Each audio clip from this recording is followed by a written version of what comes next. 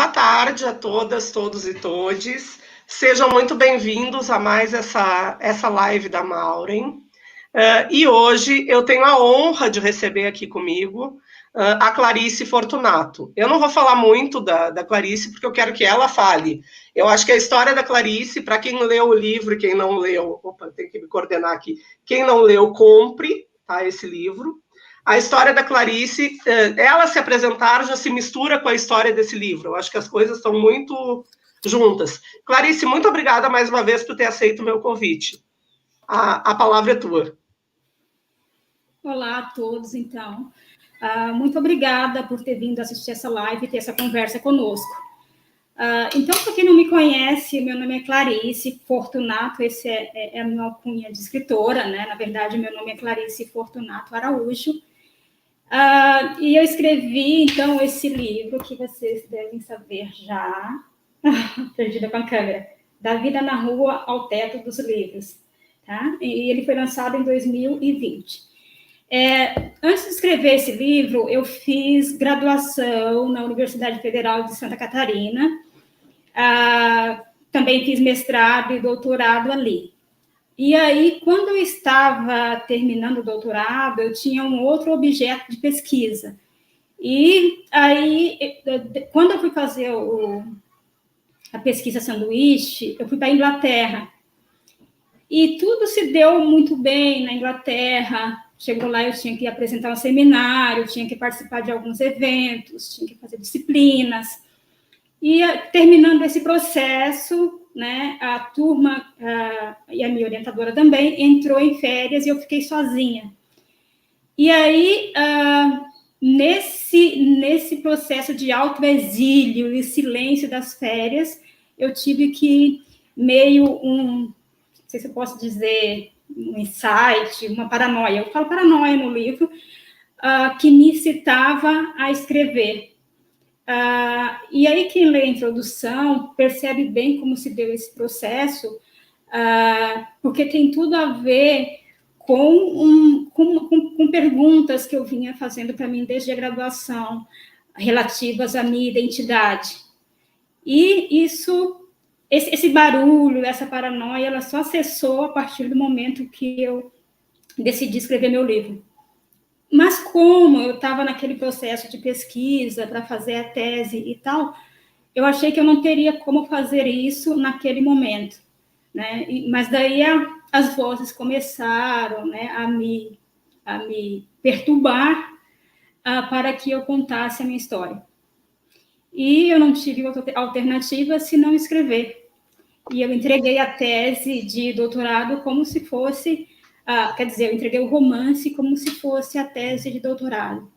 Na verdade, como a tese de doutorado, a Maureen sabe, porque tem um formato pré-definido, né? Sim. Então, com esse formato pré-definido já, a gente tem que fazer uma crítica literária. Então, uma parte do meu livro, ou da minha tese, perdão, foi uma crítica sobre as questões, as teorias que atravessavam a minha escrita, a minha narrativa. E a outra parte foi o romance em si. E aí, depois mandei para editoras, eu mandei para 3 editoras. 2 delas aprovaram, e aí surgiu o livro pela Palas, editora. Clarice, eu acho que tu falou da introdução, e eu acho muito interessante, assim, como eu falei contigo aqui, né, inbox, antes da gente começar, eu fiz algumas marcações no livro, e aí eu vou te falando até para a gente, né, seguir esse bate-papo e o povo ir chegando. E aí tu falou desse se marcar, né? Tu marca bem de cara, bem na primeira página, o teu lugar de fala, né? O teu lugar de mulher negra, quando tu diz, né? 3 fatores que não escolhi marcaram todas as esferas da minha existência. Ser mulher, ser negra e ser pobre, né?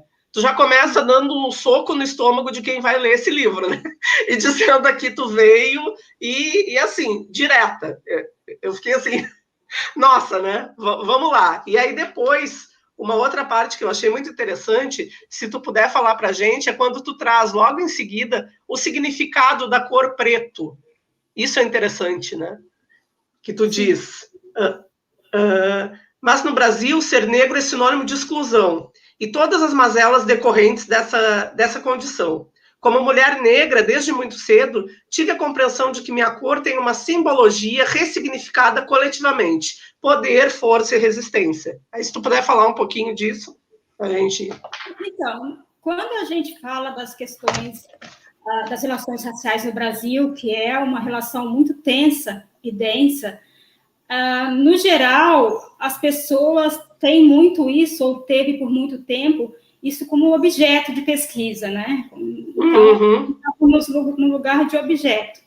Mas quem nasce mulher negra e pobre sofre isso na pele desde o nascimento, né? E a partir de um determinado momento a gente tem essa consciência de si, essa consciência de que estão o tempo todo te apontando como uma mulher negra e determinando o seu lugar, né? Onde tudo é limitado, o que você pode, o que você não pode, as pautas nas quais você pode falar, é tudo determinado pelo outro, né?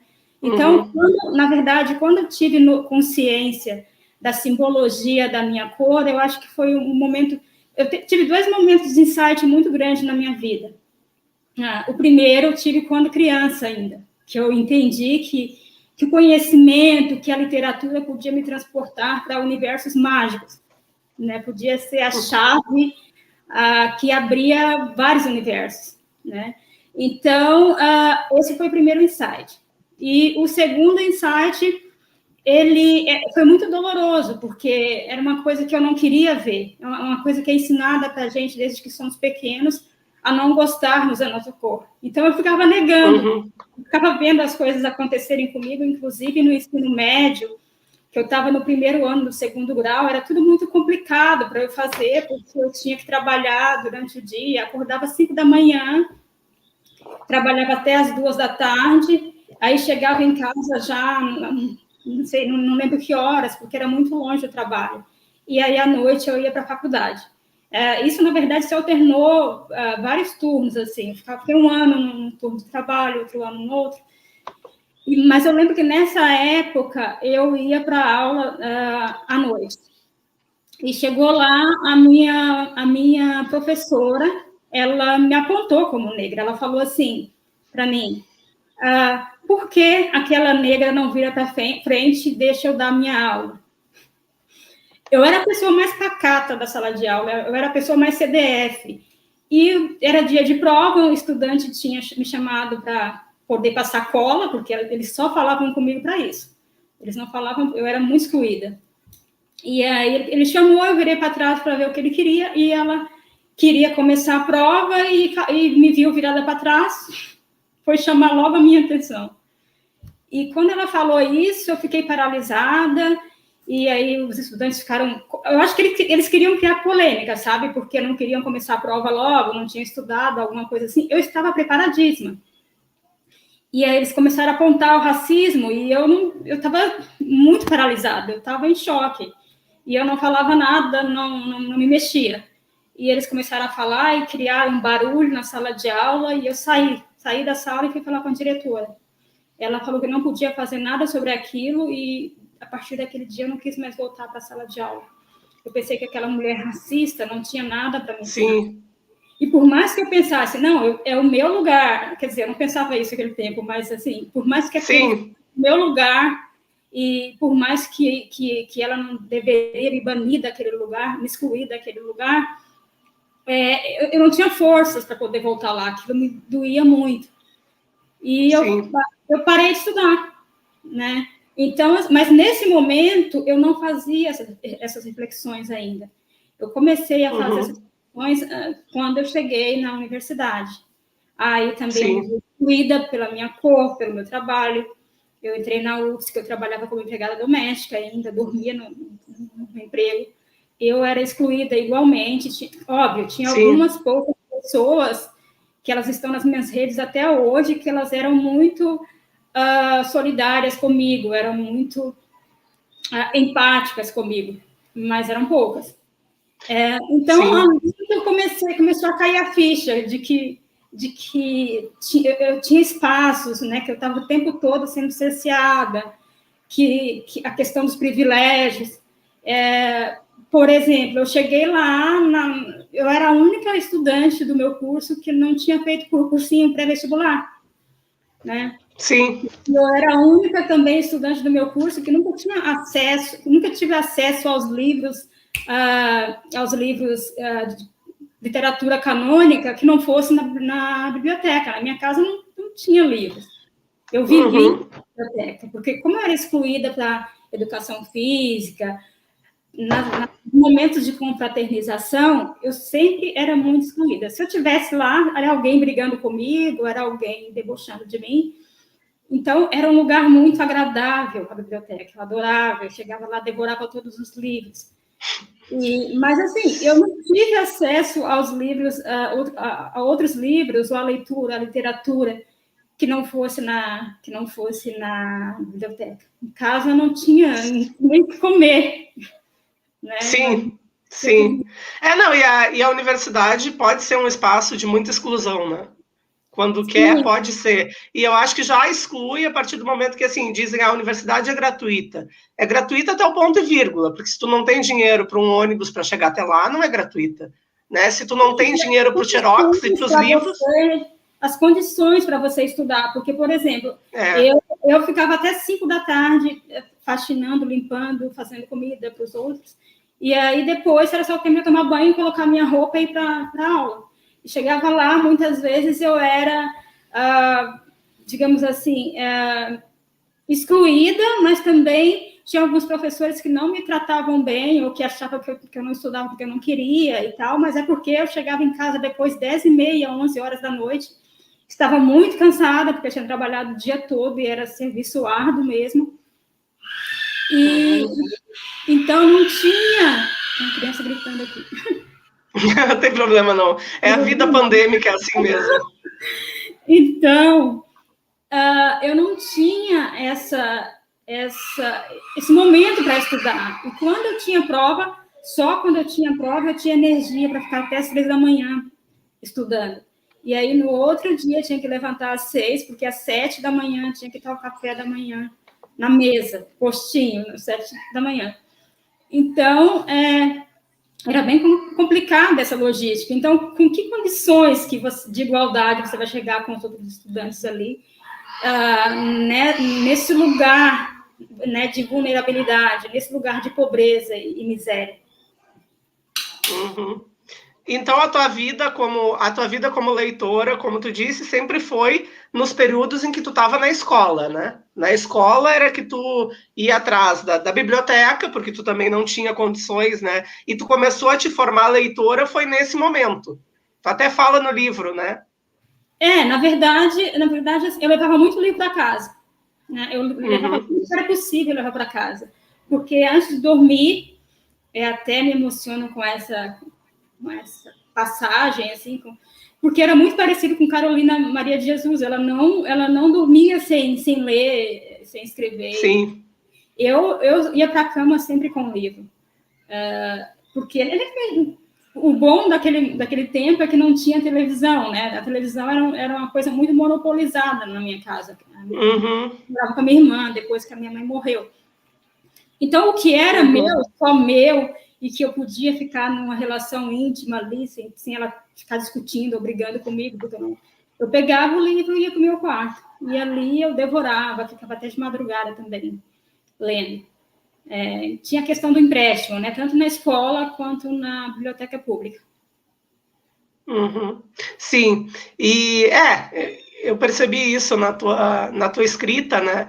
E tem uma coisa que a gente conversou antes, né, de começar, quando estávamos só nós duas aqui, que foi um pouco da coisa de tu dizer que foi muito dolorido para ti, né, escrever esse livro, porque esse livro trata da tua vida, ele é a tua história, é a tua escrita de vida, né?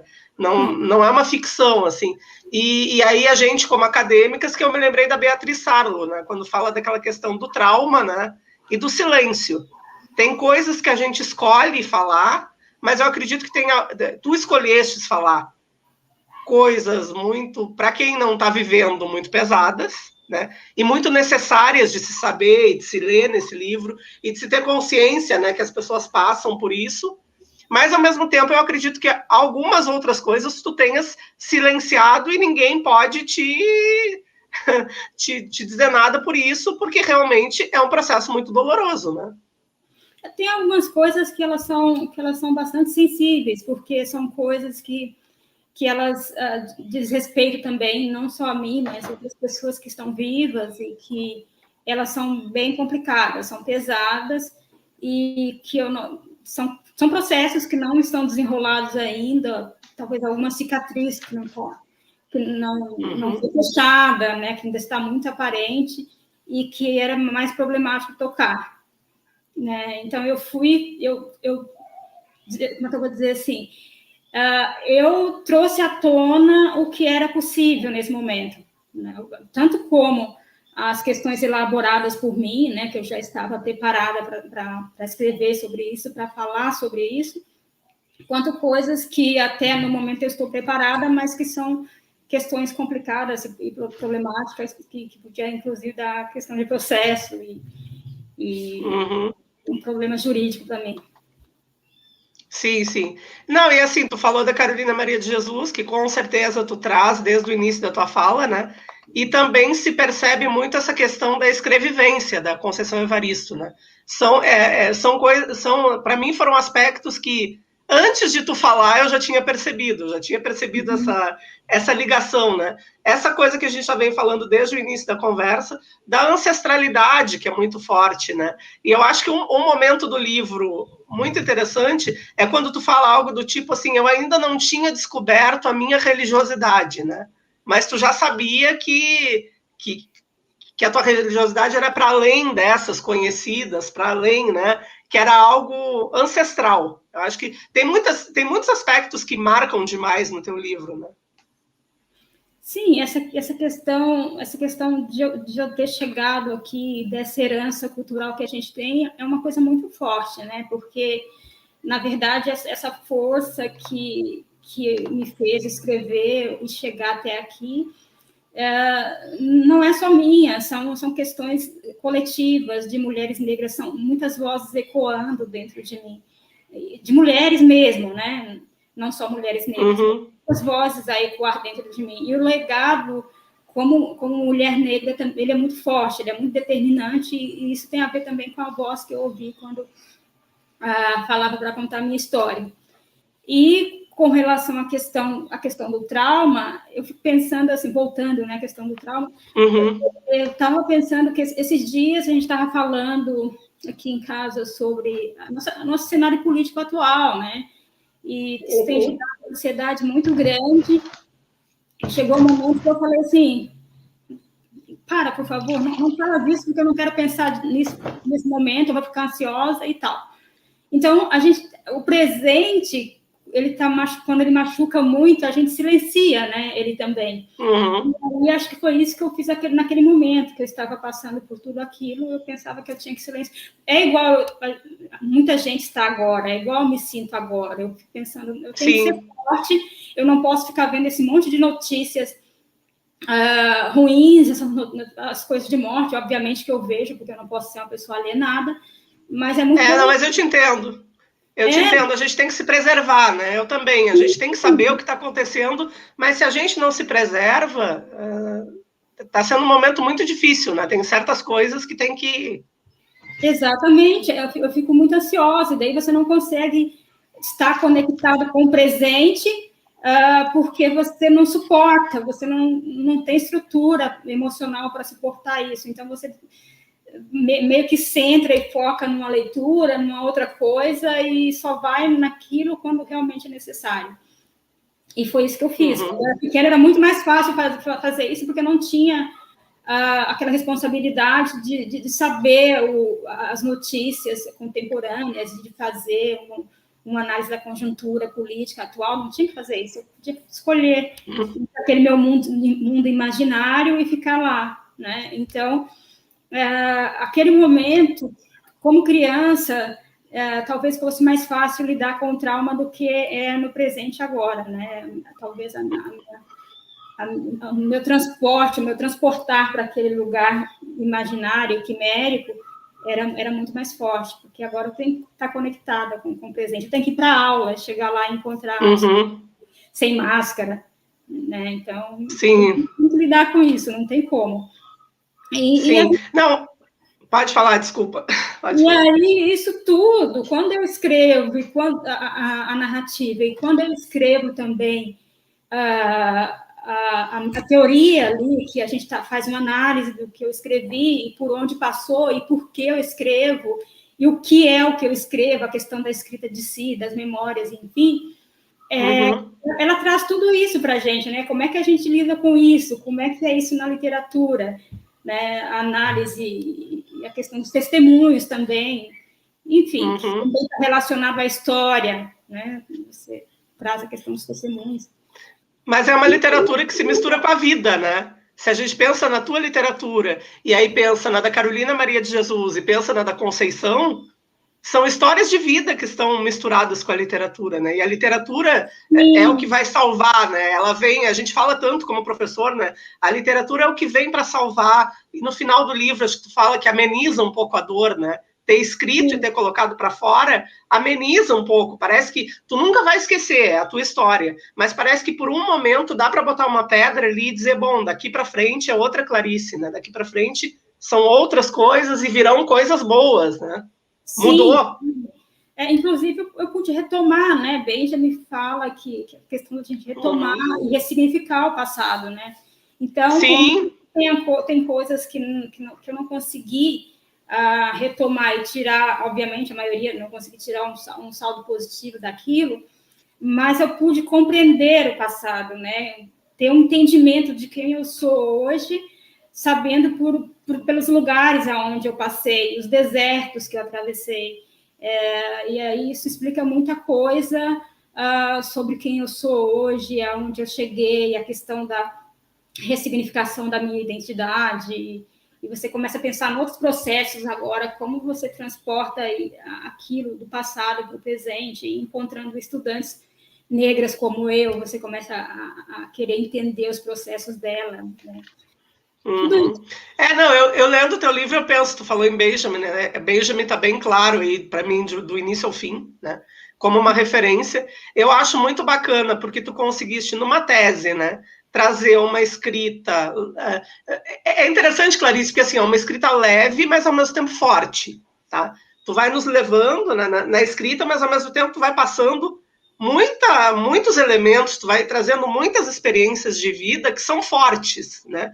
E essas experiências permeadas, né, por lembranças. Eu até anotei aqui, eu fiz várias anotações. Eu anotei aqui numa parte do livro, quando tu diz assim, ainda é no início, acho que é no primeiro capítulo, que o primeiro capítulo, os nomes que ela dá também são fantásticos, é o preâmbulo, né? Um mergulho desvairadamente melancólico. Aí tu traz como epígrafe o Todorov e tu diz o seguinte: esquivei-me da abstração num monólogo ou diálogo. Não sei ao certo, porque outras vozes se juntaram ao coro. O meu alter ego, são 2 momentos que eu marquei aqui, que tentava me persuadir num destino sem fim. Você precisa seguir em frente, inspirar a libertação de outras mulheres na mesma condição, né? Então, ir em frente, como essa mulher negra que passa por tanta coisa, né? E que quer seguir, né? E que diz para ela mesma, eu tenho que ir em frente. É difícil? Não é fácil, né? A condição, eu sempre digo, essa coisa do racismo reverso não venha porque não existe, né?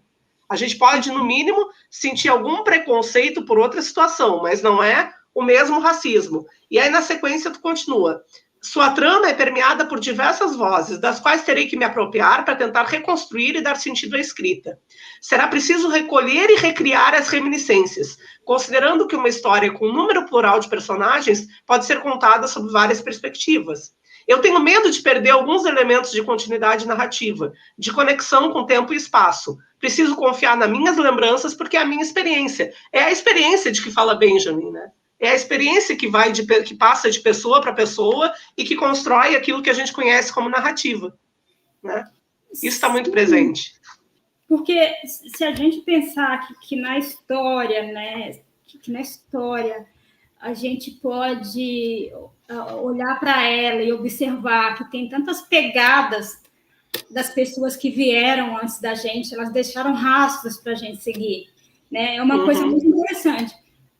E a questão do racismo, que outras pessoas podem sentir isso, a questão da gente como como indivíduo negro, é uma coisa muito pesada, porque ela coloca em xeque a nossa humanidade. Sim, né? E sim. E daí você não é só a outra pessoa falando, mas a forma que isso ecoa dentro de você, e você começa a questionar a sua existência. Então, se você não tiver mesmo empoderamento, se você não for uma pessoa que tiver uma consciência de negritude muito forte, você cai em umas ciladas muito grandes por causa disso. Né? Porque o racismo é uma coisa realmente muito nociva. Né? E daí a questão desse diálogo meu ali era bem naquele momento da paranoia mesmo, que eu tinha já um objeto de tese e eu tinha qualificado, ou seja, eu estava na metade do curso. Sim. E aí eu ficava pensando, qual a relevância de escrever isso? Como é que eu vou fazer isso? E aí realmente tinha uma outra voz ali falando comigo, mas é preciso você escrever e não sei o quê. Tinha uma coisa do valor ou da relevância coletiva daquilo, que era uma coisa que estava muito posto, era uma coisa que eu não que ficou, né, depois de alguns diálogos internos, ficou claro muito rápido, mas depois também veio a questionamentos quanto ao valor literário.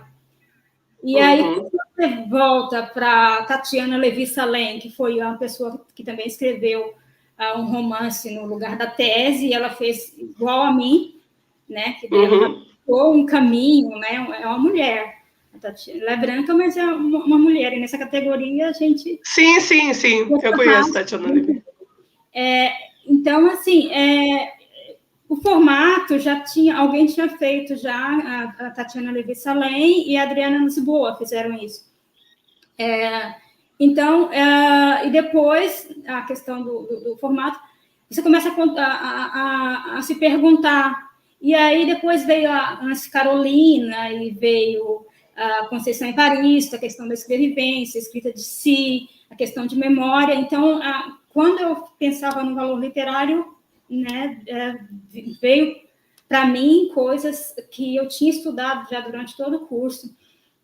Veio Virginia Woolf, que daí foi onde surge também uma referência do título do Teto Todo Seu. Sim, eu pensei nisso na hora. O teto da Virginia, que é um teto da Carolina, que a Carolina construiu o barraco dela.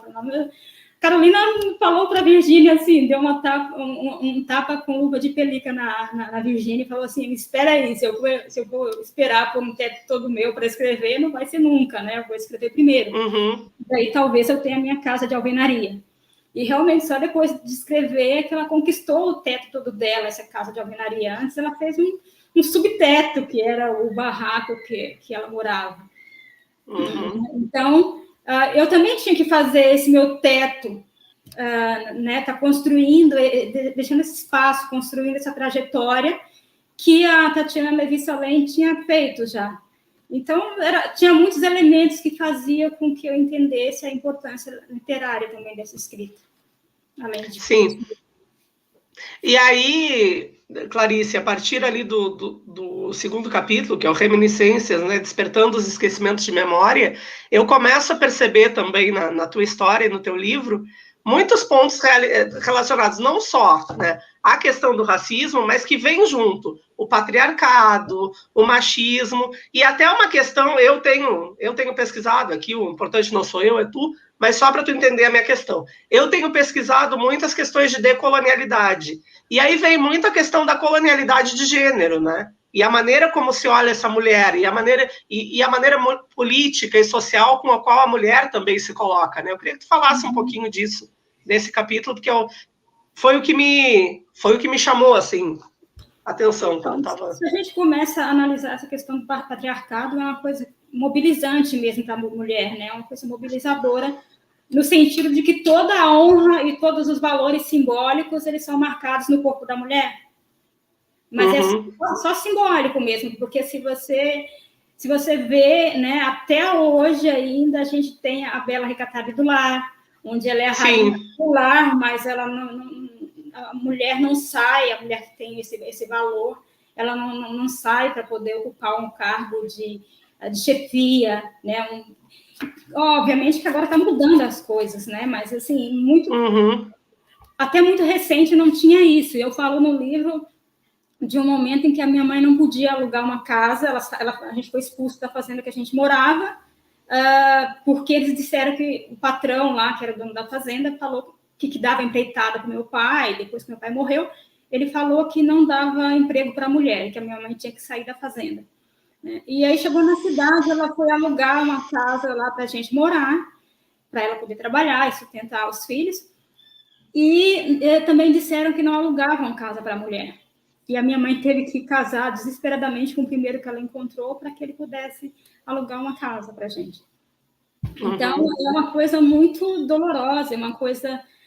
E aí, nessa questão de toda a honra é marcada no corpo da mulher, as questões simbólicas e tal, a gente fica muito cerceada e confinada naquele espaço privado e o homem no espaço público, né? Isso limitou a nossa existência como mulheres.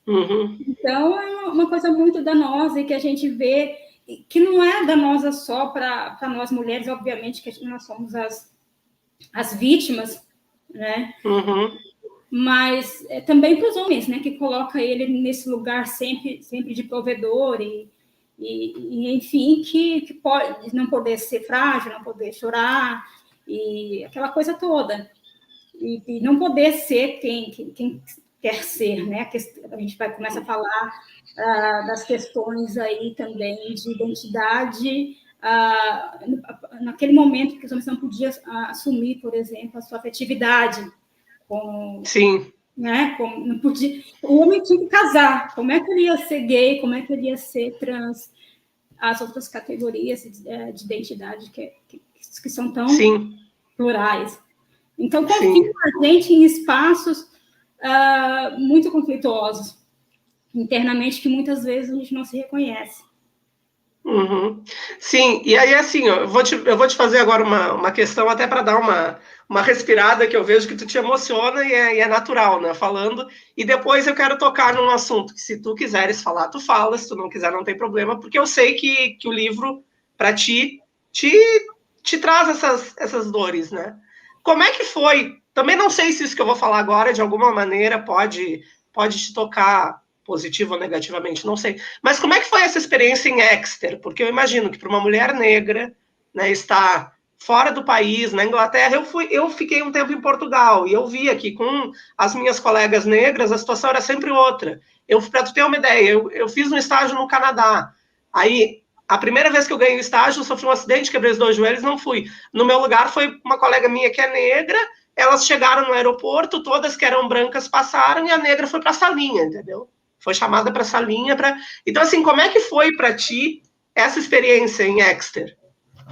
Então, na verdade, foi uma coisa muito, muito rápida do processo que eu tive que apressar muito essa questão de qualificar e ir para lá. E também, um ano antes, eu comecei a juntar dinheiro, porque tem coisas...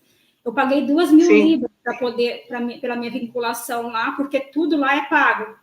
E como na universidade que eu ia não tinha, na área das humanas, não tinha mestrado e doutorado ainda. Eram aqueles cursos que estavam lá, eram muito recentes, então não tinha mestrado e doutorado. Então, eu fui a primeira pós-graduanda lá, então meu vínculo teve que ser como professor visitante. Então, aí já deu todo um problema com o meu visto, porque para mim eu estava indo como estudante pesquisadora, e daí então eu preenchi todo o papel do visto como estudante pesquisadora. E quando chegou lá, eu como professor visitante, meu visto tinha que ser de business. E ninguém falou isso para mim, eu tinha que adivinhar isso, né? Além de ter outra língua, e que são questões técnicas e tal. Então, eu tive que fazer um segundo pedido de visto, porque teve essa incompatibilidade com a minha função, vinculação lá, que era como professor visitante, e com o que eu realmente ia fazer lá, que era o vínculo como estudante pesquisadora. Então, eu cheguei lá, depois de ter feito o pedido de visto como business, eu fui tranquilo, e foi tranquilo eu chegar lá. Mas quando eu estava lá, eu fui para Paris. Aí chegou em Paris, a hora de voltar para lá, eu tinha permissão de residência no Reino Unido, né, na cidade que eu estava lá. Sim. Mas quando eu estava voltando para Paris, de Paris, aí na migração me pararam e começaram a fazer um monte de perguntas para mim. E aí eu não estava entendendo muito. Quando você fica nervosa, é muito... Sim, é horrível, eu sei. Não está entendendo a situação complicada que você está. Então, antes de eu ir para Paris, eu tinha ficado 1 hora conversando com o investigador ali, porque eu cheguei bem cedo, porque eu já tenho aquele trauma de perder voo, né? E aí eu fiquei conversando 1 hora em inglês com o investigador ali, toda aquela linguagem estava muito fácil. A hora que eu voltei, que me pararam na imigração e começaram a fazer um monte de perguntas, eu comecei a ficar impaciente. Eu falei, mas o que tem? Qual é a contestação? Eu saí, eu entrei já no país, tenho permissão de residência, qual o problema? O problema é esse seu visto, é o seu visto, você está me dizendo que você é estudante. E aí você explicava para a pessoa, mas a pessoa achava que, sabe, que era meio que uma fraude, aquele que eu estava indo como estudante, mas o visto era de pesquisa, era de trabalhadora, né, no caso. E aquilo me gerou... E o Reino Unido é bem chato mesmo. Bem chato. E aí até que eu peguei e tirei da minha bolsa, não sei por que me deu insight de levar a passagem de volta para o Brasil, que daí eu ia voltar em 15 dias, eu peguei e falei assim, tá vendo? Eu não quero ficar aqui, não, bem grossa, que eu já estava assim, daqui 15 dias para o Brasil, estou voltando daqui 15 dias. Aliás, eu estou com muita vontade de voltar, e dei para ele, assim, o cara já, certo, é um carinha novinho, sabe, que quer mostrar trabalho, assim, e ele ficou vermelho quando eu fiz isso, porque eu estava apontando, né? E ele pegou aquilo, olhou assim, e eu fiquei pensando. Aí, quando eu me dei conta, eu tinha feito isso já. Tipo, joguei o negócio assim, e eu podia ter sido parada ali, enfim. Mas aí, quando ele olhou aquilo, ele deixou passar, mas eu falei, meu Deus, eu podia ter ficado presa aqui. Então, tem essas coisas, né? Tem essas coisas também, por causa dessa minha vinculação como professor visitante, eu ficava muito entre os professores, e daí... Aí acaba que naquele departamento que eu estava, tinha professores de todo mundo, tinha professores da Galícia, tinha professores de Portugal. Acabava que a gente falava muito português, assim, o português era o nosso oásis, né? Quando terminava todas as obrigações, as aulas em inglês, aquelas coisas todas, a gente se juntava lá na salinha para comer e ficava falando português. Mas, assim, isso também limitou o meu trânsito pela questão de eu estar com esse vínculo. Enfim, mas no momento que eu senti mesmo essa questão problemática de ser uma mulher negra e por mais que você tivesse um monte de documentos ali, eles começarem a contestar a sua intenção de estar no país, né, isso não ocorre muito. E lá é muito fácil você ser uma mulher de cor, né? Você já ia passar como mulher de cor. Sim, com certeza, com certeza. E assim, e essa coisa também, eu não estou tirando a questão do racismo, Clarice, mas também tem a xenofobia, né? Tem a questão de ser brasileiros, tal, porque quando eu fui para Londres, a passeio, eu morava em Portugal, eu fui com meu irmão e uma amiga. O meu irmão trabalhava na Dell na época e fala inglês fluente, sabe? Eu deixei com ele a situação, porque senão eu teria ficado extremamente nervosa. Eu só vendo a quantidade de perguntas que eles fizeram para o meu irmão. E quem é ela? E quem é ela? Que ele estava com 2 amigas, né? Comigo, no caso, e uma amiga. E quem é ela? E não sei o quê. Então, assim, pelo fato já de tu ser mulher, né? O agravante de tu ser negra, de tu ser brasileira, né? E brasileiras, por exemplo, em Portugal, 1 ano depois que eu estive lá, colegas minhas passaram por situações assim, de não poder sair com uma saia porque acharem que é prostituta. Entendeu? Então, a primeira vez que fui... Em Portugal tem uma coisa meio que... É uma coisa preconceituosa, e é uma coisa preconceituosa, vergonhosa, inclusive, porque mulher brasileira lá, elas vão procurar marido. E aí Mas na França também me disseram isso. Na França já me disseram isso. Sim, e daí tinha uma colega minha, tinha 2, né, que eram portuguesas. E aí, num determinado momento, ela chegou, eu estava falando dessa questão, né, desses rótulos e estereótipos e tal, e ela falou assim, ela querendo ser gentil e tal, mas falou assim, porque os homens portugueses, os homens de Portugal, eles são loucos pelas brasileiras, eles não podem ver uma brasileira que eles são loucos por elas. E eu acho que elas vão para lá porque elas sabem disso. E eu falei, não, mas imagina, tem muitas questões complicadas, problemáticas relacionadas a isso. Tem muita mulher, a gente vê documentários sobre a questão de turismo sexual, né? Tem um bom que acho que é do Joel Zito, que fala um príncipe, não vou lembrar do título agora, não vou lembrar do título, mas ele fala dessa questão das mulheres negras e da solidão afetiva dessas mulheres negras e ainda vulnerabilidade, né? Então elas têm essa vida muito solitária, elas têm um hiato afetivo muito grande, sobretudo quando a gente fala naquelas mulheres que moram nas cidades turísticas do Norte e Nordeste.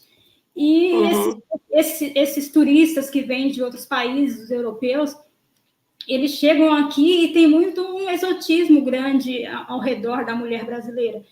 E isso acaba fazendo que realmente tem essa questão de mulheres dessa situação irem trabalhar como bailarina, como em outras profissões, em Portugal, em outros lugares da Europa, e ela conhece esses homens, eles parecem muito solícitos, muito amáveis e tal. Essas mulheres não estão fazendo uma escolha. Essas mulheres não têm escolha. Então tem questões problemáticas aí que não é muito relacionado com o desejo da mulher, com a determinação da mulher. Elas não vão para lá para isso, elas vão para lá procurar uma oportunidade de vida igual muitos imigrantes vão para outros países. Só que elas não têm muita escolha. Elas vão por essa via porque talvez é o que é oferecido para elas. E aí eles acabam generalizando, né? Eu te digo que a primeira vez que eu fui à França, que eu ainda tinha 25 anos, foi com uma bolsa, o cara do táxi, quando eu estava indo embora, ele disse assim, você é da onde? Eu falei, eu sou do Brasil, né? Aí eu já peguei o anel que eu usava e virei, assim, disse, qualquer coisa eu digo que eu sou casada, né? A gente, na hora, começa a achar alternativas, assim, para se safar da situação. Ele, porque tá aqui, porque quer casar, né? Veio atrás de um francês para casar. Eu falei, não, já sou casada e tenho 3 filhos. Eu bem novinha, né? Mas assim, aí daqui a pouco ele parou com o carro, gelei. Eu falei, pronto, agora, né? Agora eu tô lascada. Aí eu vejo sair uma moça assim, entrar na van. Eu falei, que era uma van que fazia transporte para o aeroporto e eu já estava voltando para o Brasil. Eu falei, graças a Deus, sabe? Entrou uma outra pessoa aqui e eu tô protegida, né? Porque isso tu traz no teu livro também, né? De uma certa forma. A questão da falta de proteção que a mulher tem em muitos momentos, né? Por mais que a gente seja forte, essa fragilidade. Sozinha, isso, quando ela está sozinha em alguns espaços. Provavelmente, se eu tivesse um homem branco ou um homem ali do meu lado, eu já não estaria tão vulnerável. Eu vi isso esses tempos que eu fui agora na pandemia, quase não vou ao banco, né? Mas eu tive que resolver um problema e eu cheguei no banco e as pessoas estavam coladas uma na outra. Então, eu peguei e estava aqui no meu lugar, mas eu desbloqueei para o lado para poder não ficar tão perto, porque elas estavam coladas. E eu, naquele meu pânico de estar... Sim, eu fico assim também. O distanciamento, eu peguei e me destaquei um pouco da fila e só fui um pouco para o lado. Aí tinha uma mulher que ela chamada de... meio que ela vai organizar o fluxo das pessoas dentro do banco. Sim. Como é o nome da função dela. E ela perguntou se eu estava na fila. Eu falei, tô na fila, tô atrás dele. Mas você não estava aí. Eu falei, eu estava aqui. Mas essa fila aqui... Eu falei, eu sei que é essa fila aqui. Ela me contestou umas 3 vezes. Então, assim, por que ela estava me contestando? Eu não vi ela contestar. Eu estava mais de meia hora, não vi ela contestar ninguém, porque a mim ela estava contestando. E eu tentei ser o menos grossa possível com ela, mas depois eu falei, cara, eu engoli demais, porque não pode, a mulher me... Não, por acaso tá achando que eu tô furando a fila, é isso? Sim. Então, assim, outra situação é que eu sou casada com um homem branco, né? E ele fala que eu tenho cara de... E aí, eu estava no hospital, e toda vez que eu vou no hospital, eu sou muito maltratada, assim, as pessoas parece que eu estou fazendo manha, né? Eu tive um problema grave de saúde há pouco tempo e era para eu ter que ser encaixada na emergência, eu quase morri. Fiquei classificada como cirurgia letiva e um dia eu tive uma emergência e fui no hospital e eles me deixaram jogada lá. E eu comecei a ter dor, eu estava tomando soro na veia, o soro saiu e ficou uma bola aqui no meu braço. Eu comecei a ter muita dor e suar frio, eu estava tendo uma reação. E aí eles olhavam para mim como se eu estivesse fazendo manha. E aí meu marido chegou para entregar a blusa para mim. Quando ele viu aquilo, ele ficou apavorado. E aí, quando ela viu ele, e ele apavorado, elas vieram tudo, sabe, foi mais de uma pessoa cuidar de mim, assim, e eu fiquei... Sim. Né, fica assim, meu Deus, a mudança brusca de atenção comigo depois que ele chegou. É uma coisa, assim, muito, muito louca, e você fica embasbacado, como é que a coisa pode mudar, assim. Eu falei assim, eu sou pobre, sou negra, devo ter cara de pobre, porque meu marido chegou e é branco, deve ter cara de rico, para elas me rodear, minha atenção. Depois... Isso é muito dolorido, né? Isso é muito complicado, realmente. Eu não digo que eu imagino, a gente fala eu imagino, né? Mas a gente não sente. A gente não tem como sentir, né? Claro que lendo o teu livro, teve horas que eu botei para chorar, né? O meu marido, o que foi? Eu disse, é o livro. É a vida dela. É a vida dela que tá. Porque se a pessoa pegar esse livro e não tocar ela tem algum problema, entendeu? Não, esse livro aí, às vezes eu começo a reler ele, e todas as vezes que eu releio, eu choro, não tem como.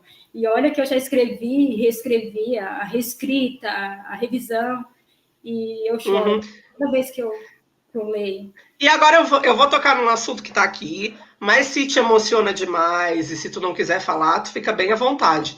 Eu percebi que aqui uma grande personagem desse livro e da tua vida é a tua mãe, né? Aí, se tu quiser falar um pouco dela, eu vejo que ela aparece aqui no livro desde o momento como aquela contadora de histórias, né? Que te contava histórias e isso te levou, né? A talvez criar as tuas histórias também, como em muitas outras situações. Mas se te dói demais e tu não quiser falar, eu vou respeitar. Não, então, a minha mãe, a princípio, ela foi para mim uma ponte entre esse mundo, entre o mundo real e o mundo imaginário, ou o mundo da literatura, que para mim naquele tempo era muito distante, porque eu não sabia ler, eu só fui entrar na escola com 10 anos. Então, quando chegou a fase de eu aprender a ler, que eu via outras crianças passando com roupa de uniforme, com mochilas, eu queria muito fazer aquilo. É muito interessante como de dentro da gente já vem aquela sede de saber. E eu tinha muito. Então, a minha mãe contava muitas histórias. Óbvio, desde os 5 anos que a gente ouvia muita história oral, né? Que eles contavam que eu morava em fazenda, então não tinha TV, não tinha nada. No final da noite, você ia para a rua, para o jardim que tinha lá, e a gente ficava conversando, contando prosas e contando histórias. Enfim, começou aí. Mas depois, quando eu comecei a ter essa vontade de saber, a vontade de decifrar a literatura, aquelas histórias que tinha, que eu sabia no livro, então a minha mãe foi a minha ponte de acesso a esses conteúdos. Só que isso meio que acabou muito cedo para mim, teve uma ruptura muito grande, que foi quando ela ficou cega. Quando ela ficou cega, ela ficou com o espírito meio paralisado, assim, era como se tudo que ela sabia com relação a ser mãe, ou as coisas que a gente tinha vivência cotidiana, ela tivesse esquecido. Ela era uma pessoa que vegetava muito. Então, ela me ensinou antes, quando ela se fazia conexão, né, entre o mundo literário, esse mundo de conhecimento que eu não tinha ainda, e depois ela se fez presente, se fez importante pela ausência daquele papel que ela devia ter desempenhado, de cuidado comigo, de guia. De proteção. De cuidado, era eu que tinha com ela. Então, pela ausência também, ela teve essa importância. E quando eu sentia a falta desse cuidado, desse papel dela, aí você dá valor também a isso, né? Você fica pensando, como é que os outros filhos não dão valor para a mãe se elas proporcionam tudo isso na nossa vida? né? Então, desde que é concebido, né, até a hora que ela morre, elas estão ali devotadas a gente, cercando a gente de cuidado, né? E isso, se a gente não tem isso, porque a gente não pode romantizar também o papel de mãe, mas é uma pequena minoria, né? Isso já é da natureza, a questão da fêmea estar ali para proteger os filhos desde o momento da gestação. E conosco, né, a raça humana, isso é muito acentuado. Mas eu vejo que teve um momento da vida que tu foi mãe da tua mãe, né? Sim, e que tu mas até abriu mão de uma adoção para ficar ao lado da tua mãe. Ao lado da minha mãe. Então, mas é porque daí eu entendi a importância desse papel pela ausência desse papel. Né? Então, eu estava naquela coisa, sentindo falta da minha mãe com ela do meu lado. Então, foi essa questão de eu estar sentindo a importância dela através da ausência daquela performance dela como minha mãe mesmo. Mas eu sentia que tinha amor e que se ela pudesse, ela estaria fazendo tudo que uma mãe normal estaria fazendo. A tua mãe, pelo que tu fala agora e pelo que eu vi no livro, ela era também uma contadora de histórias, né? Quer dizer, ela tinha isso nela e talvez não, certamente ela não teve as mesmas oportunidades que tu para chegar onde tu chegaste. Mas ela tem esse papel, né? Como tu está dizendo agora, fundamental, eu acho que um pouco na tua escrita e naquilo que tu te tornou, né? De ver, é aquele impulso, né?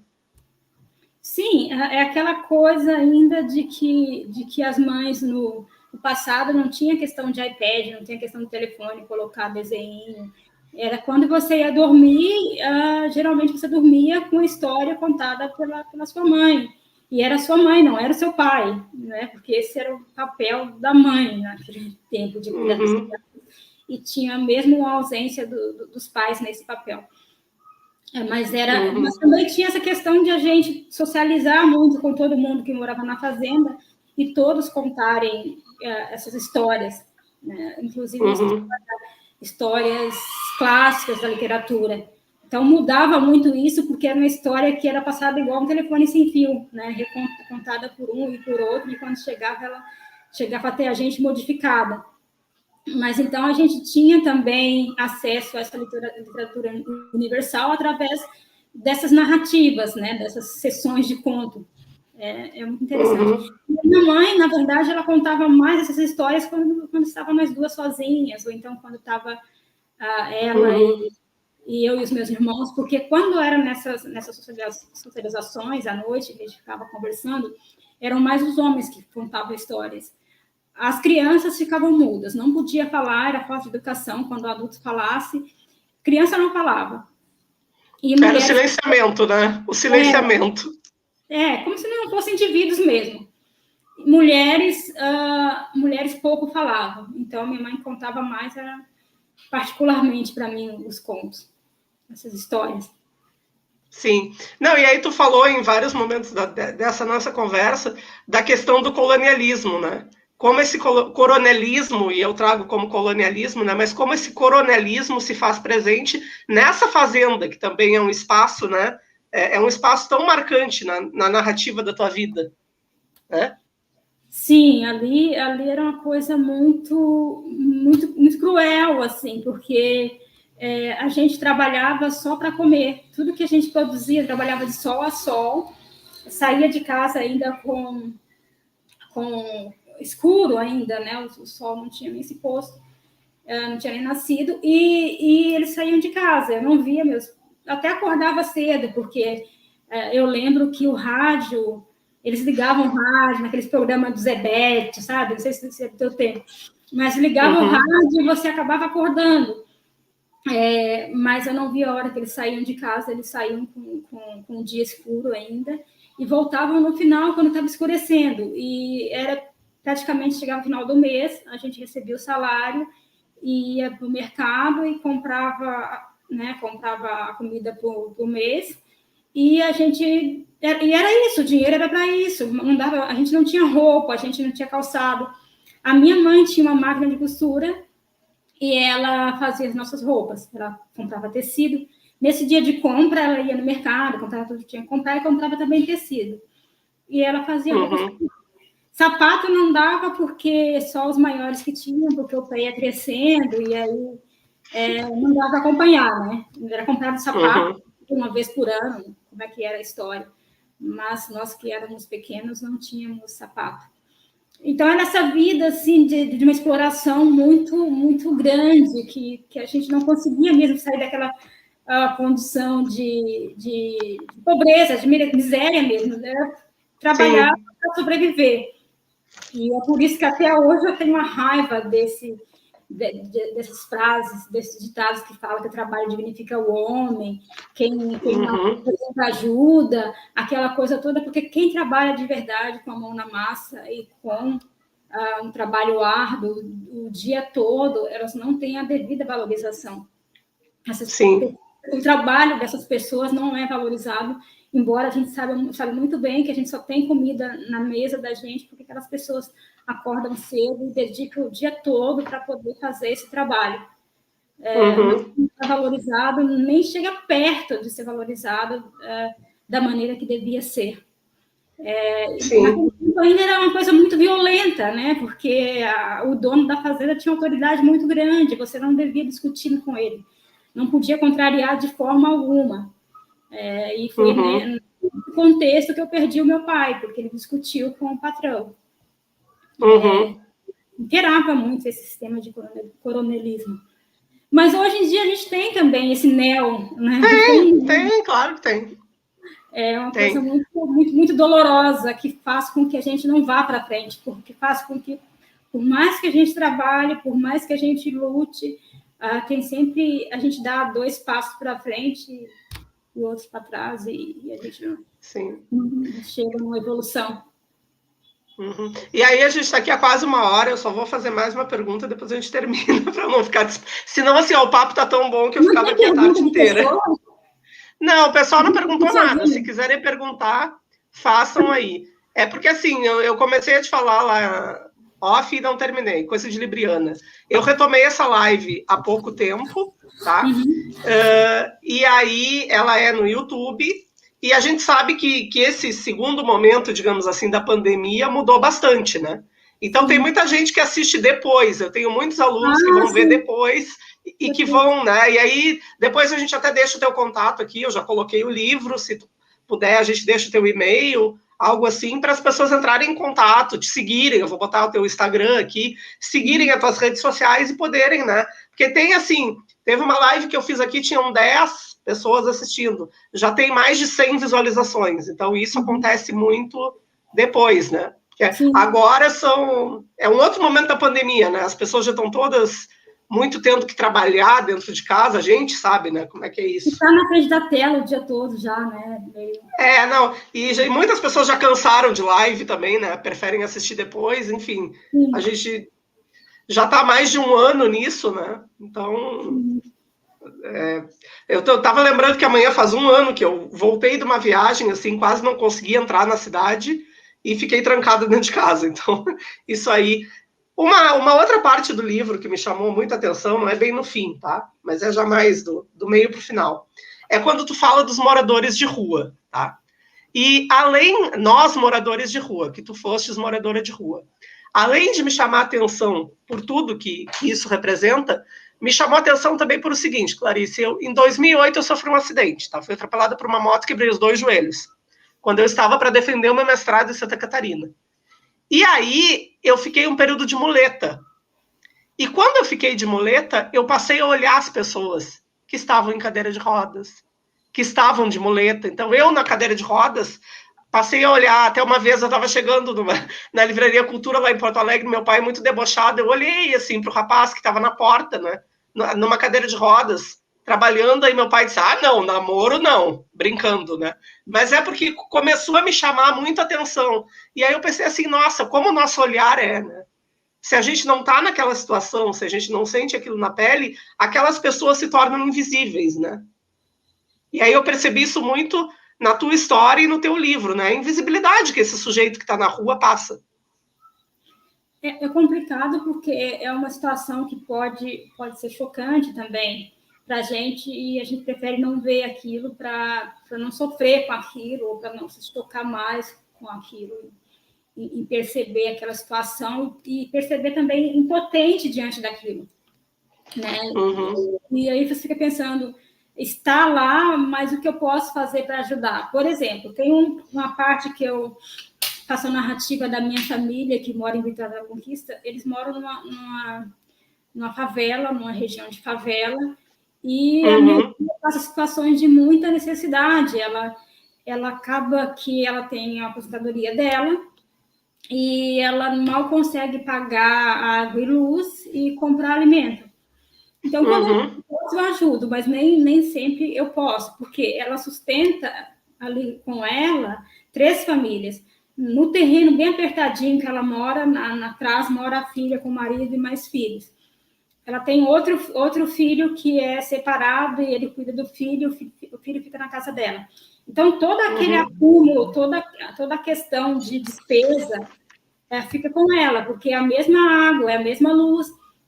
Então, quando você quer ajudá-la, você de queda tem que também ajudar aquelas pessoas que são jovens e que podem trabalhar, que é o meu primo, que é o filho dela, e a outra filha dela que mora no terreno, né?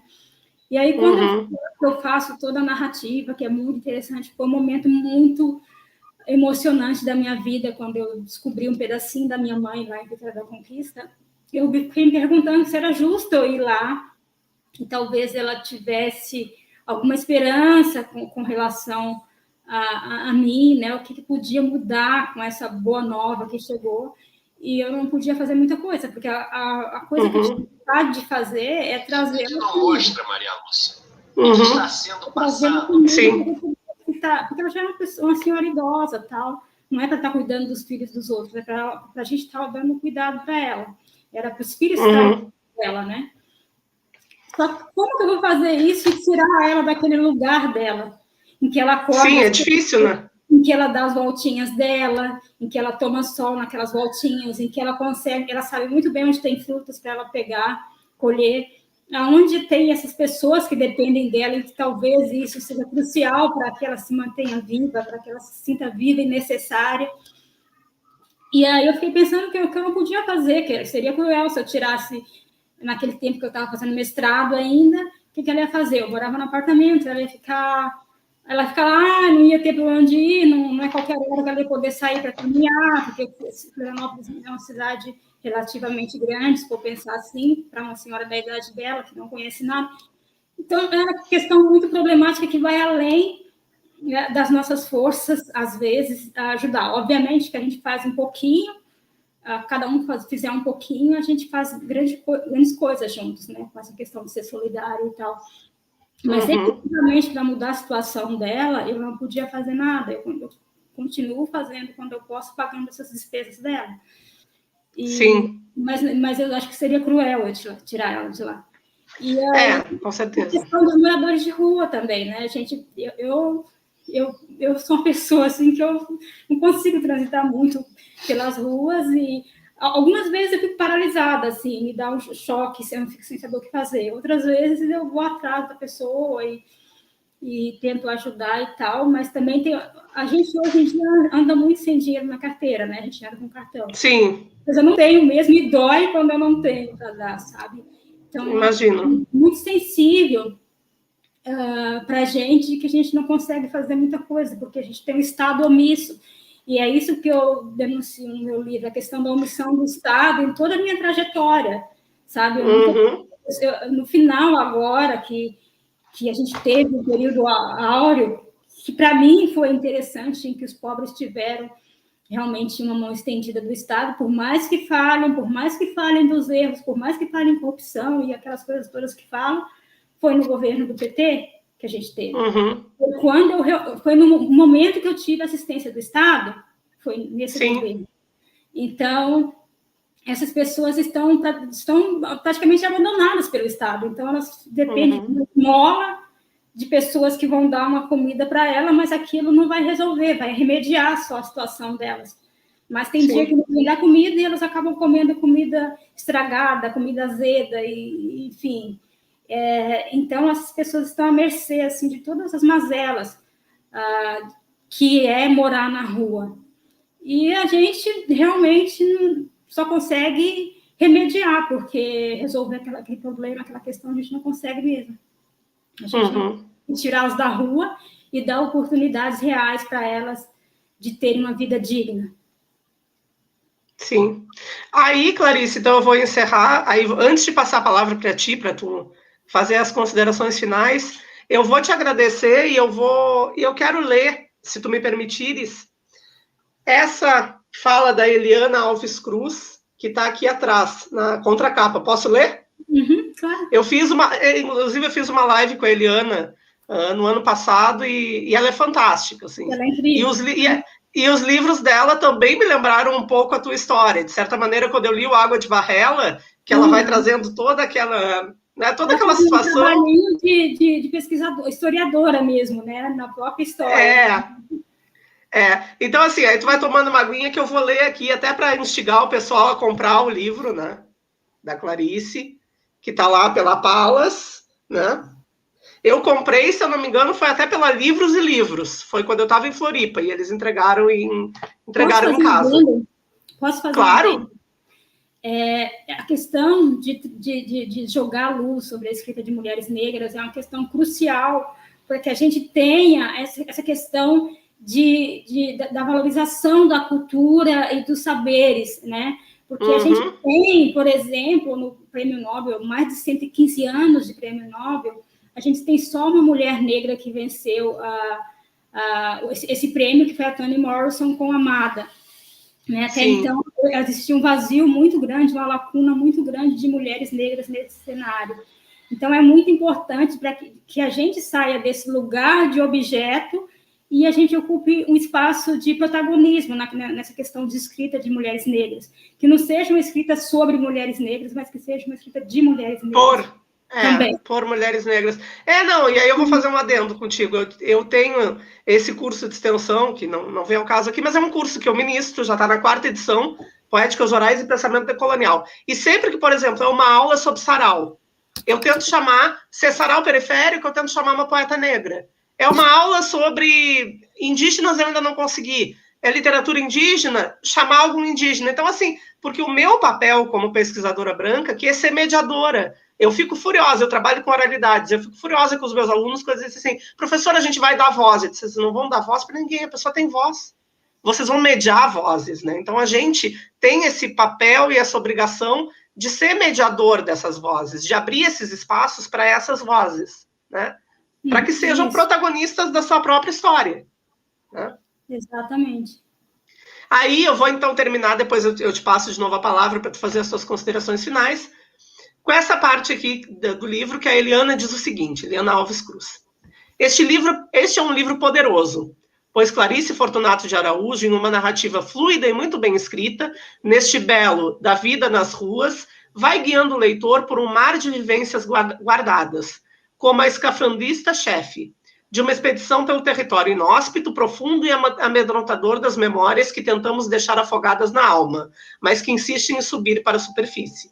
Este é um livro corajoso, pois nunca é sem ansiedade a decisão de assumir a fala em primeira pessoa para contar histórias verdadeiras tão impressionantes de dores, lutas e também de vitórias, mas longe do discurso fácil que chega ao lugar comum do autoelogio e da meritocracia tão em voga, contando sobre a busca de suas origens e as implicações das agruras sofridas. Ela nos ajuda a refletir sobre nossas próprias vidas e sobre o que nós, leitores, fazemos das nossas próprias memórias, dores e vivências. Este é um livro generoso, pois ao compartilhar conosco sua família, Clarice nos dá a oportunidade da revisão e do exercício da empatia e da renovação pela identificação de nossas humanidades. Por fim, mas não menos importante, este é um livro amoroso e precisa ser lido por todos os que nele pousarem seus olhos.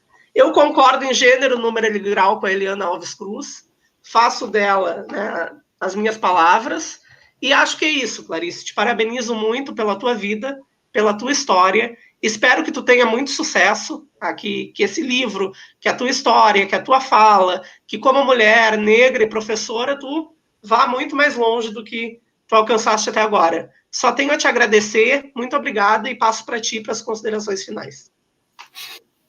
Então, além disso, agora me resta falar da questão do que você leu aí, da meritocracia. né? As pessoas romantizam muito a questão de, olha, ela morou nas ruas, ela ficou órfã muito cedo, como é que ela conseguiu chegar? Todo mundo pode chegar se ela conseguiu. Não é bem assim.